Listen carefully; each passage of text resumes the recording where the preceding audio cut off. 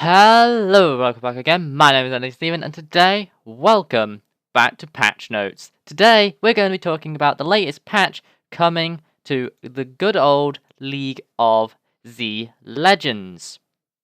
So, you may be wondering, what patch are we on then? Well, we are on the 6.16 patch, or the patch of the Kled and the SKT skins. That's right, that is what we've got in this patch today. Now, just before we start, the patch is very, very small, so just to be warned that there'll be very, very minimum stuff in this. So, now that you've been basically told, let's hop into it. So first of all, Kled. Kled is the newest champion coming to League of Legends, and boy is he interesting. So he is a Yordle that's very nuts, and he even is actually one of the first initial champions to actually swear in the game. So I know there was some stuff from the likes of Ash, who did a bit of, I think she said one swear word, I think. I'm not too sure.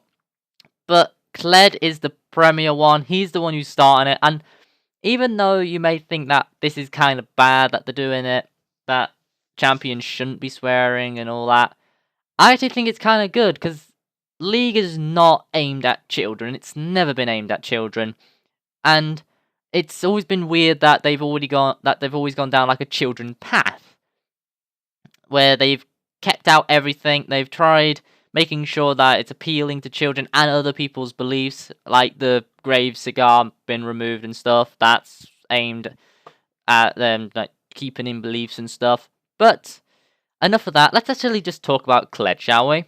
So, Kled, interesting. He's a new top laner that can be played in the jungle, and some people are saying he might be able to be done in mid, but we'll see. But first of all, his passive, called Garl, the Cowardly Lizard. So his passive is Kled's semi-trusted mount, Skarl, has its own health bar and takes damage in Kled's place. When the two ride together, any bonus health Kled picks up through items, runes, and masteries also applies to Skarl. When the lizard's life bar is whittled down to 0, it will run for the hills, leaving Kled to fight alone. When fighting alone, Kled's abilities change, and he gains movement speed while heading towards enemy champions. Kled can restore Skarl's courage and bring the Cavern Critter back by attacking towers, champions, and epic monsters. So basically, this basically makes Skarl and, well, Kled and Skarl a tank. This is actually giving him the tanky stats to be the top laner that he's meant to be, buy some defense on him, and instead of just whittling down one person, they now have to deal with two in the form of one champion. Now, that may not seem like a much, and it isn't really. It's not actually that much when you're just someone, if you're just taking him down as soon as the fight starts. If the fight starts and you're just whittling him down, it's going to be like you're just whittling down a normal champion. However, if you whittle him down a bit to get rid of Skarl, and then you allow him to keep attacking you to get Skarl back, that is when the factor of getting two champions become a bit of a big factor.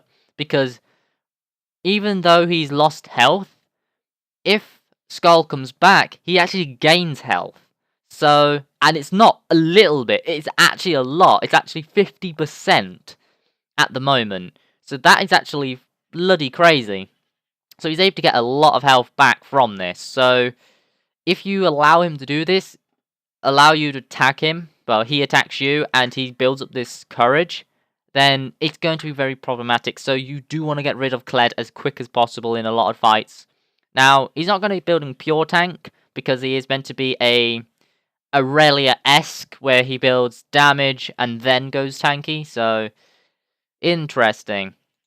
Next up, we have his first Q, which is called Bear Trap on a Rope.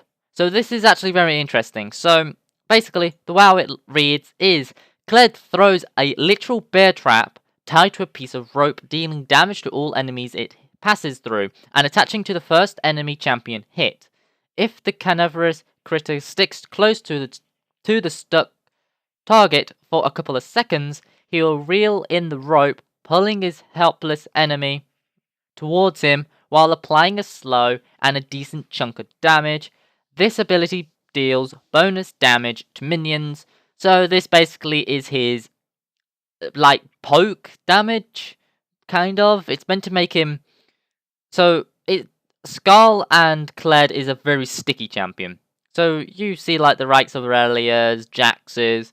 Once they get on top of you, it is so hard to get them off you. And this is going to be the same thing for Kled. If you allow him to attach onto you and stay up close, then you're not going to get rid of him now. He's going to stay on you. His bear trap on a rope is going to keep you close. He's going to... There's a dash as well to make sure that you can't escape, which we'll talk about a bit later on. So overall, he is completely about just sticking to a target and trying to be as much as a bully as possible. And he's very interesting. So next up is actually his second Q, because as I said earlier, he can actually lose Skull. And when he does lose Skull, he gains a new Q. This Q is called Pocket Pistol.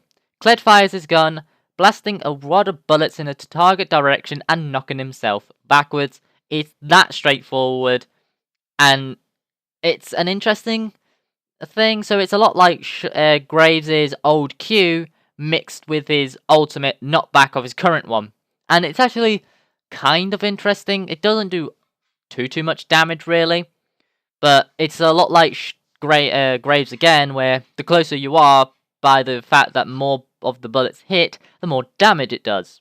So it's recommended to try to use this as close as you can to them, just like you want to be doing that with Graves with his autos.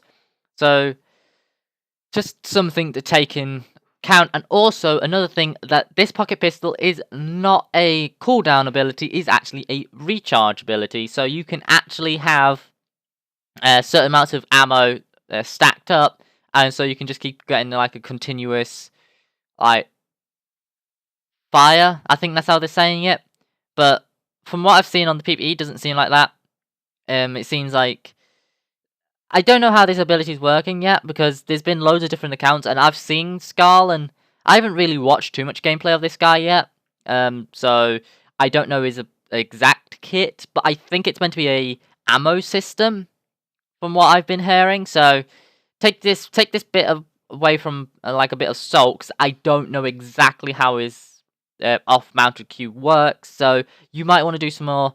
You might want to do a little bit of looking into, maybe watch a stream or something. And I know I should be doing that, but I'm just here to give you the information that this guy's out and just give you the abilities. But it's all probably going to change, because he might get buffed, he might get nerfed. Probably nerfed. Next up, we have his W. Now, from now on, his W, E, and Ultimate can only be used... Well, actually, no. His W can be used off and on mount, however his E and Ultimate can't. So, his W... Kled's basic attacks cause him to frenzy, granting attack speed to his next 4 basic attacks. The 4th frenzy blow deals bonus damage based on a percentage of the target's maximum health.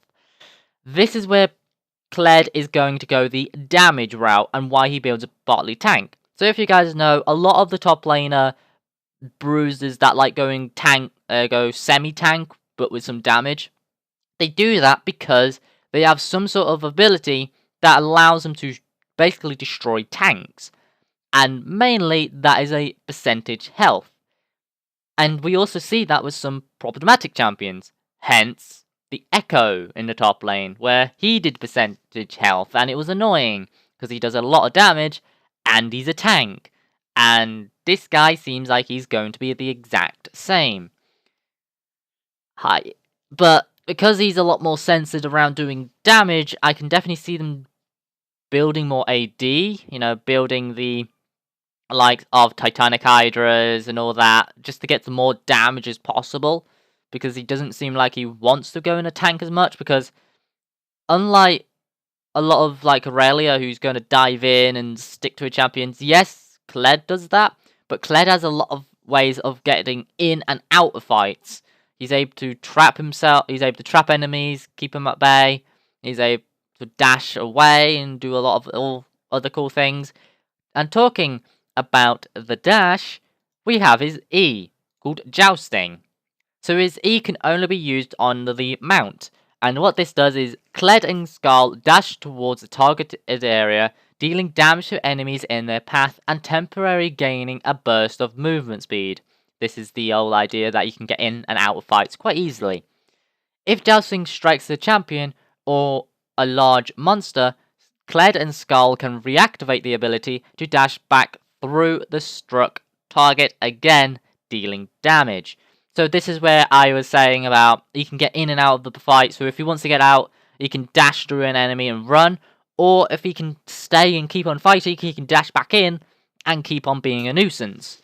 So it's definitely interesting, and I think this is going to be somewhat intriguing, and I can't wait for this. It should be good. And then finally, but not least, the most weird ability on this champion yet is ultimate, called Charge! Kled and Skull charge towards a targeted location, building up a shield and boosting the movement speed of allies in their wake. Skull will home in on the first enemy champion encountered, ramming them to deal damage as a percentage of the target's maximum health. Holy crap, this is going to be so good as a team fight starter. So he ults, this huge portion of the map gets covered up by this like speed up zone that if you walk down, it speeds you up to stupid crazy levels. So I'm guessing this is going to be ridiculous in the hands of pros. So we might see this with the likes of Wakama, Siva, and then just everybody just charging down the enemy, and it'll be ridiculous amounts of movement speed. Like, no one will be able to handle this, and no one will be able to run away. I don't even think flashing away from them over a wall will be safe, because if they are so close to the wall, Kled can jump over the wall with them if they're in the way. You know, the whole home in on the first target, I think it can go for walls. I'm pretty sure it can, but it's quite hard to do so. But still, that is stupidly crazy. And I can't wait to see some people actually do stuff with this ultimate. It's definitely going to be very interesting. So, that is Kled's kit. Very interesting, isn't it? It's somewhat going to be interesting to see what people are going to do with Kled. Now, do I think Kled is going to be a high tier? Don't know. I definitely think he's going to be picked up in the hands of pros in the current meta, because the current meta seems to be favouring Kled, as you want some carry top laners who can also go a bit of tank and be an absolute nuisance, hence why Aurelia and that are in the meta. So I can definitely see Kled being up there with Aurelia, so who knows. So that's it, that's the champion. But what about his skin? Well, his first skin he's going to be getting is called Sir Kled, and it's pretty cool. It's definitely fantasized around Final Fantasy, as is Mount Skull actually looks like a chocobo. So the little yellow birds from the game series. So it's quite cool. It's very interesting. It makes Kled into a bit of a knight, and it does definitely look somewhat interesting. By the way, this skin is priced as a 975, which is actually quite interesting, because for a while we've not received a starter skin at 975. They've been a 1,350 for a very long time now. So there you go. And after that, we then have the second time we're seeing the SKT skins. So a very long time ago, well, a couple of months ago, we first got to see the SKT skins, where we had Renekton in the top lane, Elise in the jungle, Ryze in the mid, Siva as AD carry, and Alistar as support, rocking the SKT style of the previous set, I believe they used. But this time round, you know, as you should know, the fans didn't like those skins, neither did the players really. There was no love for those. So right, put them back in the drawing board, and now we're finally seeing them again. And this time, they are looking a lot better. So there's been one addition to this, because there's been a lot of, like, loads of people weren't happy that Easyhoon wasn't being represented, since Easyhoon was a big factor in SKT's season last year. But he is now in there, and there's also been one other change, which has been stuck into the bot lane. But going down the rundown, we have in the top lane we have SKT of Renekton, who is representing Marin. So Marin with the Renekton is absolutely awesome. And if you guys remember Marin, he was very well known for his Renekton, his Fiora, and when he had the opportunity to create his skin, yes, he could have gone with Fiora quite easily, but he was already happy with the likes of SKT, not SKT, of the whole Project Fiora, because he was a very big user of the Project skin back in Worlds and prior. So why not bring it for his next champion that he was known for, his Renekton? In the jungle, we have Bangy and Bangy's Elise. Bangy's Elise last season was pretty strong. It was a very strong contender, being a very strong champion for him. And yes, you could have easily picked up anybody else for him, but a very well known for him has to be that Elise. So it's pretty nice to know that he is getting the SKT Elise. In the first champion in the mid lane, representing Faker, of course, it has to be Rise. Just his performance on Rise last season was absolutely mental at Worlds. He's shown the world just how strong Rise is, as prior we was just going, is Rise good? Is Rise bad? How do you play Rise? Who the fuck knows? Well, a Faker knows, and Faker showed up on him, showing just how strong Rise is. Now, obviously, this is on the updated model, so he's got entire set of his new abilities, so he's no longer rocking the old Rise, he's rocking the new Rise. So yay, he's an awesome updated Rise skin for you. And the other one representing in the mid lane for Easyhoon, it has to be Azir. Out of the two of Faker and Easyhoon, it was always Easyhoon on that Azir. His Azir was absolutely immense. There was two other people that would have easily contended for the Azir last season, and that would have been easily the likes of